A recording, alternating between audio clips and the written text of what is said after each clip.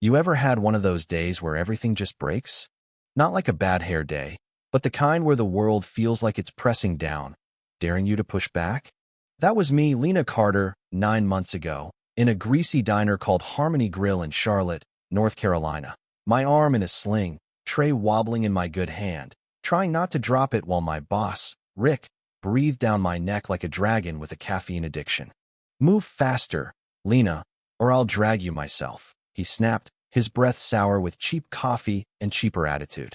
I flinched, pain shooting through my fractured wrist. Doctor said no work, but Rick didn't care. "You're not here to play victim," he'd sneer, like my bruises were some kind of performance. I needed this job. Rent was late, my little sister was counting on me for groceries, and I was barely holding it together. The diner was packed that night, the air thick with grease and tension, when I slipped on a slick patch of floor. Crash. Plates shattered, marinara splattered like a crime scene across my apron, and the whole room froze. Rick stormed over, face red, voice venomous. "Can't you do one damn thing right? I should have fired you when you cried about that little push." I looked up from the mess, shaking, my bandaged hand useless. "It wasn't a push," I whispered. "You slammed me into the cooler door." The words slipped out before I could stop them, raw, like a wound ripped open. Rick's eyes flared, his hand twitched like he might swing, and I braced myself. But then, from a corner booth, a voice cut through low, calm, like a blade through fog. "Put it down." That was Marcus Tate, 60-something, in a faded jacket and a Charlotte Knights cap, a guy who'd been nursing a coffee for an hour. Rick spun on him. "Who the hell are you?" Marcus stood, slow, deliberate, pulling off his cap. "I'm Marcus Tate. I own this place. And the 38 others like it." Gasps rippled through the staff. Rick's face went white, like he'd seen his own ghost. Marcus pointed at me.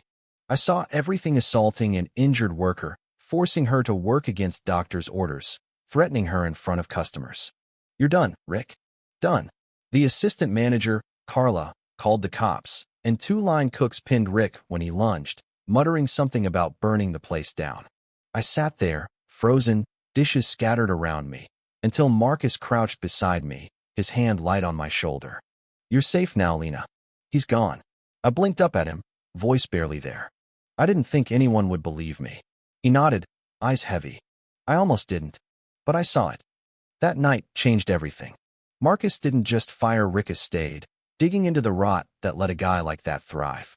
I told him my story: quitting nursing school to care for my sick mom, taking this job to survive, only to find Rick's cruelty waiting.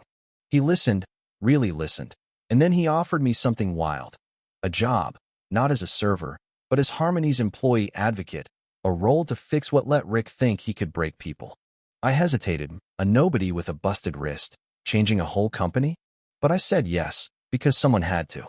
From there, it was like pulling a thread that unraveled everything. In Raleigh, I found a cook, Javier, whose hours were slashed after he asked for a day off. In Memphis, a hidden basement held files, blacklists, surveillance photos. Proof managers were silencing workers with threats. I stood in that musty room, heart pounding, knowing this wasn't just bad bosses, it was a system. I faced down a manager named Ellis, all slick smiles and cold eyes, who thought he was untouchable. "You're reading too much into it." He smirked when I showed him shift patterns that punished complainers. "No," I shot back. "I'm reading it exactly right." By the time I left, Ellis was gone, the location shut for a reset, and workers were finally speaking up. It wasn't just about firing bad guys, it was about building something better. We created the Sunlight Index to track fair shifts, peer councils so workers could vote on ethics, and a learning lab in Asheville where staff learned not just cooking, but leadership, healing, even parenting skills. I'll never forget the day Maria, a former server who'd quit after a breakdown, came back to teach a class. She hugged me, her triplets tugging at her apron, and whispered, "You gave me my voice back." That hit harder than any paycheck. Now, Harmony's different, not perfect, but alive. Staff smile more, speak up without fear. There's a mural in Asheville, handprints from workers and kids, saying, "We belong here." But here's the thing: change isn't a finish line. Some managers still push back, quiet and sneaky, cutting hours or losing paperwork. And I wonder, are we fixing a company or just putting bandages on a broken world? So what do you think? Can one person's fight really change a system, or are we just shouting into the void? Drop a comment. Tell me your take. Have you seen someone stand up like this? Or are you still waiting for your Marcus to show up? Hit subscribe if you're with me, because this story's not over, and I'm betting you've got one too.